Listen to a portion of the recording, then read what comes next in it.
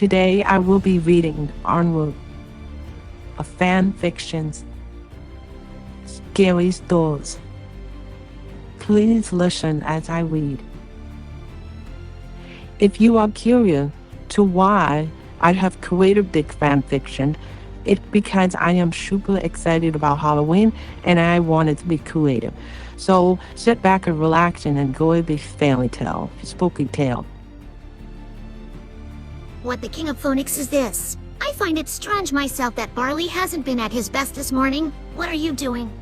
Hi, I apologize for any parts that are slow. I just wanted to go slowly and not rush. So, please enjoy. Barley, my dear! Night! Are you awake? I've been worried about you. Your brother isn't home. But it's me, Laritha. You can see that I lost weight. There's something I've been meaning to tell you. Pony, I'm pregnant!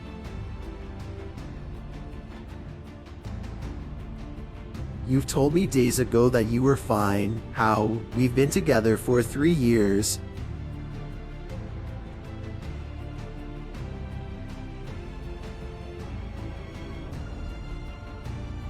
I think I'm gonna faint. I can't take this anymore. This is insane. Did Dad bless us in this difficult, tough time? Don't pass out on me! I'm actually having a baby! I am! Yes! Together we will be a family! You and I! My sweet warrior! I think I'm an unfit dad. Just look at me. I go and drink every night. I stayed out all night in the rain until I caught a cold that gave me a brain headache.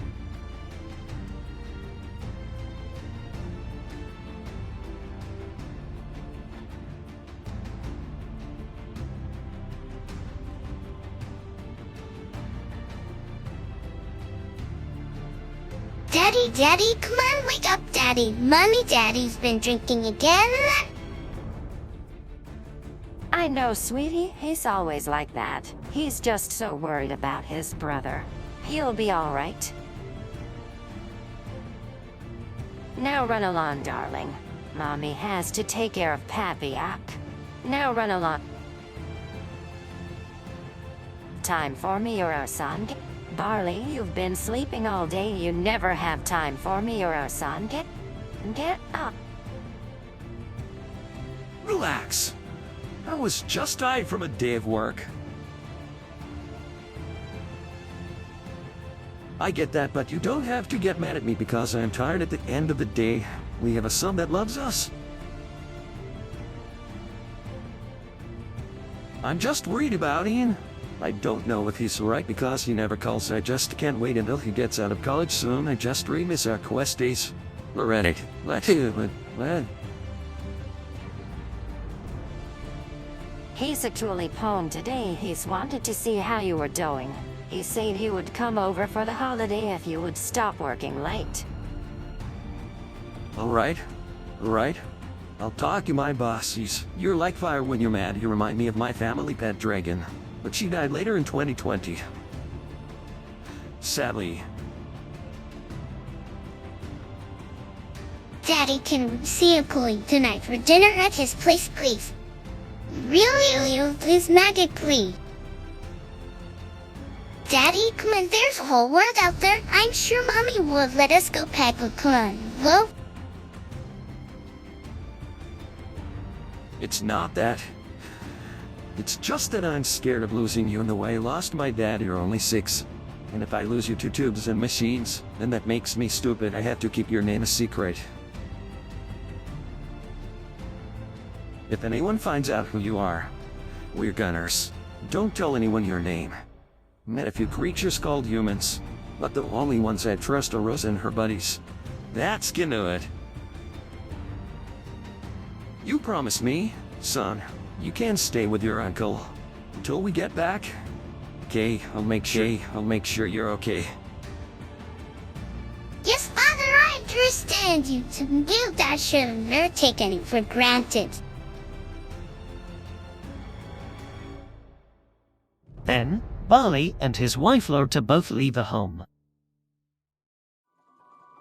Uncle Ian comes over to babysit his nephew. His name shall not be revealed, maybe in the next chapter, so are you ready to learn more? Yeah, you were a dead guy in the fatal coxswain on a large truck hit his van and he was killed. We continued slipping out of consciousness. By the time we were in the house, we lost him.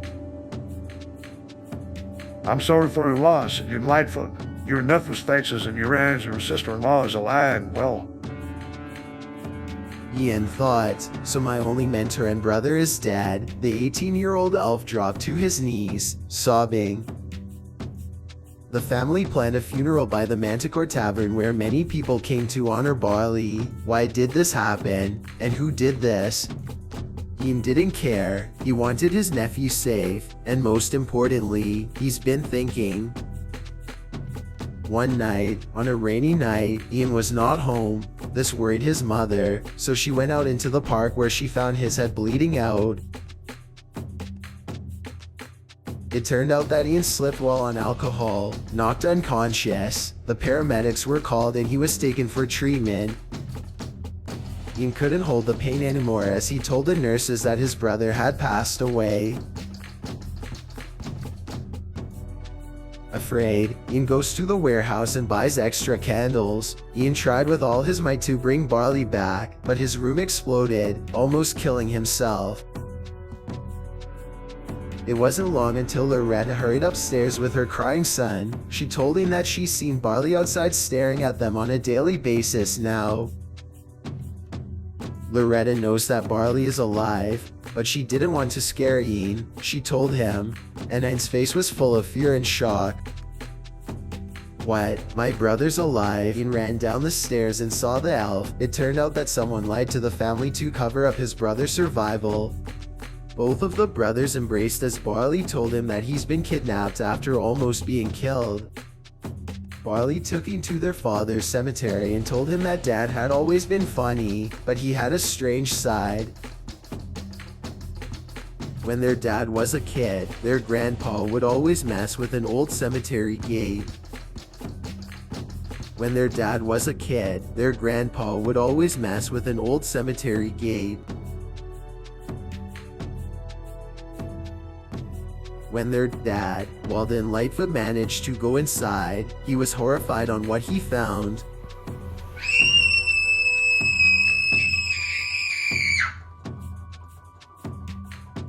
Their late grandmother was found stabbed with a lot of blood leaking out. Their father had fell on the ground unconscious from crying. Was that crazy that the cops were called? Walden had nightmares for days and never told anyone but Laurel, his wife. Now you see, said Barley. I want my kids safe. I don't want to lose anyone. He nodded his head, feeling sorry. Both of the brothers embraced. The brothers decided to go to the store to buy a board, not just any. An Ouija board. Ian and Barley decided to contact their late grandfather when all of a sudden, lights went out. The boys were terrified and stunned that they took it back. 4 days, Ian and Barley were sure that he was out for revenge. The Lightfoot ghost, they called him Theodore III, Wilden's grandfather. Okay, that's all. If you want a chapter 2, don't forget to let me know in the comments. Do you think Theodore could be a villain or misunderstood?